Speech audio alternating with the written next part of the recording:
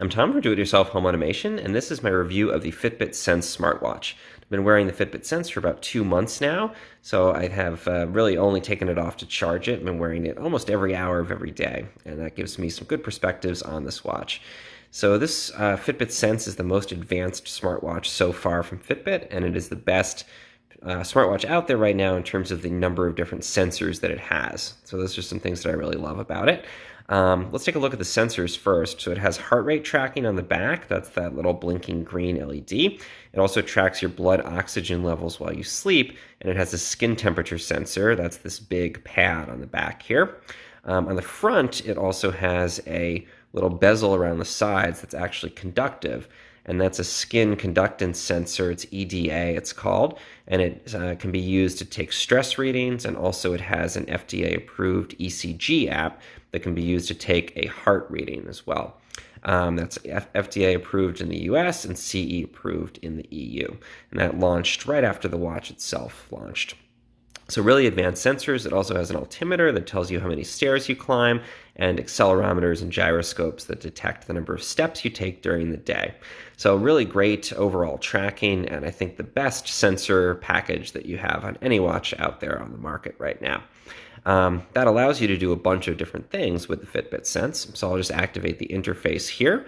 Let's see, firstly, you can get the watch face, and you can get your reading for your SpO2 or blood oxygen level for the night before. You can also get your current heart rate, the number of steps you've done versus your goal. I've done 2,000 steps so far. I try to do 10,000 steps per day. You can also get a goal for your number of stairs climbed. So this is 5 flights of stairs I've climbed. My goal is 10 per day. That's using that altimeter to track the amount of vertical feet that you gain. So if you take it on a climb or a hike, it'll also detect, and it'll tell you the number of equivalent staircases you've climbed from doing that. Let's go into the apps. This is the EDA scan. It's going to give you a stress reading. The Today app is really where you're going to get most of the data on the watch, though. So let's go in there. It's going to take a moment to load. This has a really great OLED screen, so it's very crisp, bright screen on here. If you leave the screen on all the time, you get about 2 days of battery life. If you let the screen shut off between uses, you wake it up by either pressing the button on the side. There's one physical button on the watch. Press it on the side, or flicking your wrist up to activate the screen. Then in my experience, you get about 5 to 6 days of battery life between charges. Let's go through some of the settings on here. In the Today app, we get our number of steps, again, versus our goal. Distance, this is calculated based on your personal stride length and number of steps. Floors you've climbed. Calories burned, that's both through exercise and through your basal metabolic rate, which is basically how many calories you burn just sitting there during the day, and that's calculated for you from Fitbit. Active zone minutes, so how many minutes you've spent in an exercise zone like cardio burn or peak, or fat burn, cardio or peak. Hourly activity, so this is telling you that you need to move every hour, and it'll remind you to do that. I have 41 steps left I've done 41 steps. I have 209 left this hour. Sleep, so the watch does track your sleep. You can see I didn't sleep a ton last night, but it'll give you a number of hours and minutes there and give you a score on 1 to 100 of how good your sleep was. 78, not too bad, actually. Exercise, you can track exercises with the watch, everything from walking, running, hiking, that kind of thing, to kickboxing, circuit training, weightlifting. When you do track an exercise, it'll log it here, and if you do an exercise like a run or a hike, it'll even use the built-in GPS in the watch to give you a map of your run or hike afterwards. If you choose to, you can track food intake in the Fitbit app, and it'll display your calories in and calories out here, and it will also give you your heart rate for your current rate and also your resting heart rate.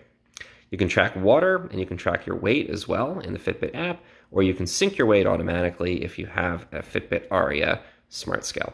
Let's go back here in the app. So to go back, I'm going to try not to drop this. You just swipe from the side.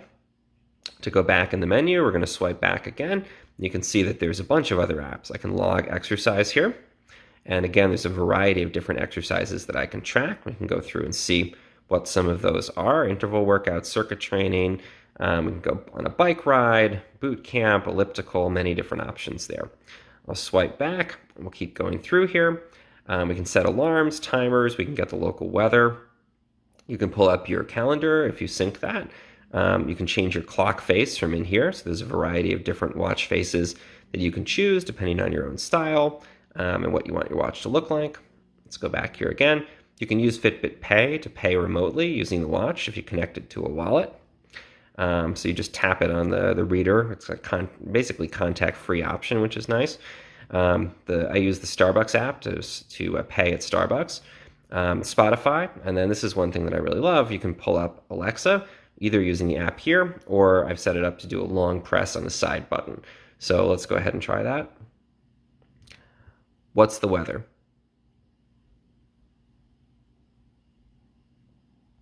Let's see, it's going to give me the current weather in my town, San Ramon. So I can scroll through here and get that, and you can use any of the functions associated with Alexa. This syncs to your smartphone, either Apple or Android, using Bluetooth, and you can pull up all these stats and more detailed information in the app itself. So I love that this is a really great full-featured smartwatch. It's also really excellent, I think, because of the number of sensors that it has.